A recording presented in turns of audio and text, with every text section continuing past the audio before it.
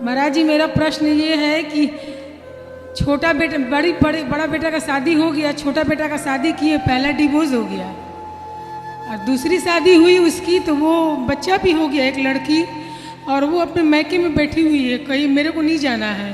क्यों? क्या पता क्या वो बोलती है कि ये अपने भाभी को रखा है।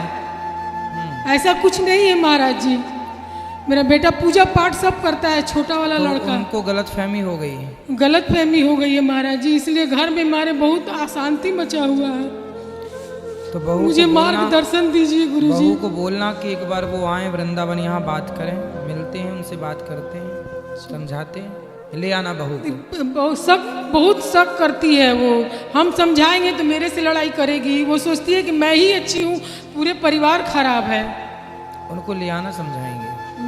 और दूसरी क्वेश्चन ये है महाराज जी की, मेरे भैया घर बनवाए हैं तो वास्तु शास्त्रु से नहीं दिखाए हैं, तो वहाँ भी थोड़ा दिक्कत है। तो मेरी भाभी बोली है थोड़ा सा महाराज जी से एक बार क्वेश्चन तो करिए। घर बनाए हैं तो क्या दिक्कत है? कुछ प्रॉब्लम है उनके घर में, बोलिए कि वास्तु शास्त्रु से दिखा के तो हम नहीं बनवाए हैं, थोड़ा सा महाराज जी से एक बार बोलिए, कुछ उपाय हो तो बताएंगे। तो घर बनवाने के पहले एक बार वास्तु के ज्ञाता को दिखा लेना अच्छा होता है ना। नहीं, उस समय नहीं महाराज जी, लोग ध्यान दिए और घर कितने साल पुराना घर है?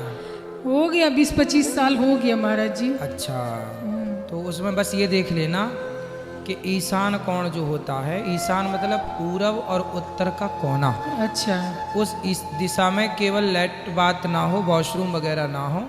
अच्छा, बस, क्योंकि ईशान में यदि वॉशरूम है तो फिर वो नुकसान देता है, और यदि वॉशरूम नहीं है, बाकी कुछ और चीज़ें हैं तो ठीक है, उसका सबका समाधान हो जाता है। अच्छा, तो केवल ईशान मतलब ईशान वास्तु देवता का सिर होता है, तो वहाँ जितनी शुद्धि हो, उस दिशा में जितना अच्छा हो, सबके लिए वो रखना चाहिए। ठीक है आग्नेय महाराज। कोण होता है तो रसोई वगैरह आग्नेय कोण में होनी चाहिए, अच्छा, है ना। तो जैसे घर का स्वामी है, घर का मुखिया कहाँ सोए, तो दक्षिण और पश्चिम की तरफ वहाँ कमरा हो उनका, वहाँ घर का मुखिया सोए। मुखिया का सोते समय सिर दक्षिण दिशा की ओर हो।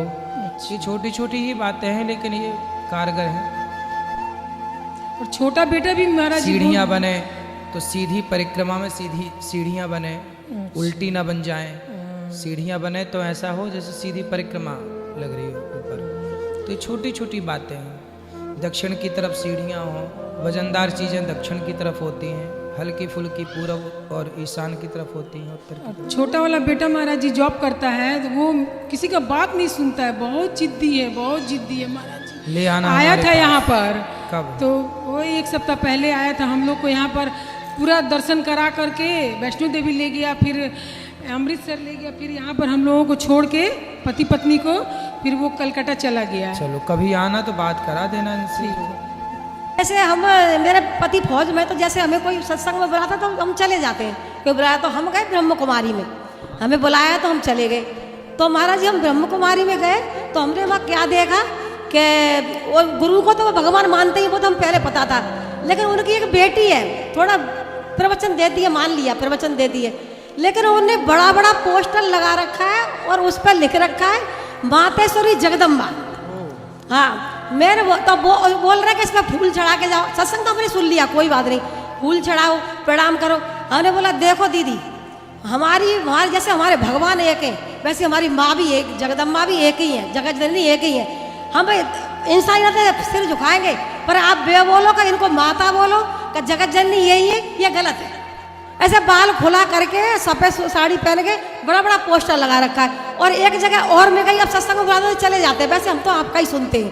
तो माँ भी यही बोले कि नहीं ये जगत जननी है, इनके चरण धो, वो करो। मैं देखो हम पैर छू लेंगे, लेकिन जगत जननी तो नहीं है।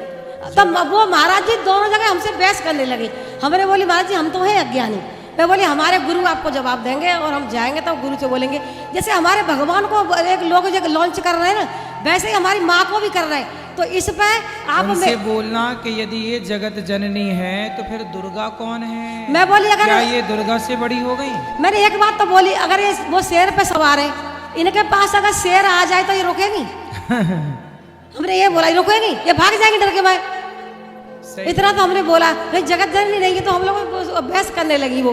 भाई बहस तो हम नहीं करेंगे, हम तो ज्ञानी है नहीं, पर हम अपने गुरु से जरूर बोलेंगे कि मंच पर आप लोगों को जगत समझाएंगे। जननी केवल माता, जगत जननी लक्ष्मी है। लक्ष्मी ही दुर्गा है, वही राधा है, वही सीता है, वही काली, वही महाकाली।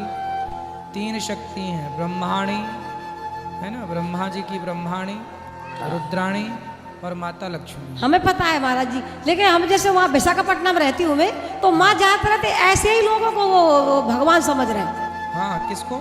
ये ऐसे ही कोई भी मतलब है साधु ही कोई आ गई, कोई सही प्रवचन दिया उसी को वो ज्यादा बोलती है कि नहीं, जैसे जगदम्बा माँ बोलो, ये जगदम्बा मैं बोली देखो प्रणाम करेंगे इंसानियत के नाते, पर जगदम्बा ये नहीं है। सही है।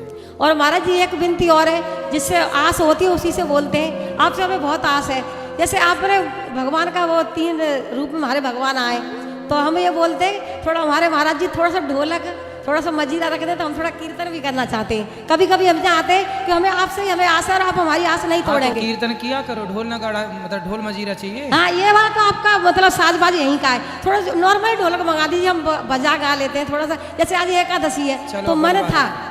आप अगली बार आएंगे तो आपको मिलेगा सब। बात हमारी एक बार है, थोड़ा ज्यादा बार मतलब मान सुनना, बस एक बार बोल रही हूँ पर ज्यादा बार मानना, क्योंकि आप चिंता ना करना, कल ही महीना बुलवा 2 महीना में हम आते रहते हैं। कल पर- ही बुलवा देंगे, कल।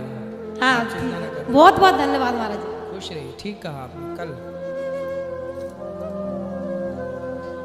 ध्यान रखना। पाठक महाराज जी के चरणों में मेरा कोटि कोटि ढोलक, नमन। मंजीरा, छांझ ऊपर बढ़िया रखवा देना जी।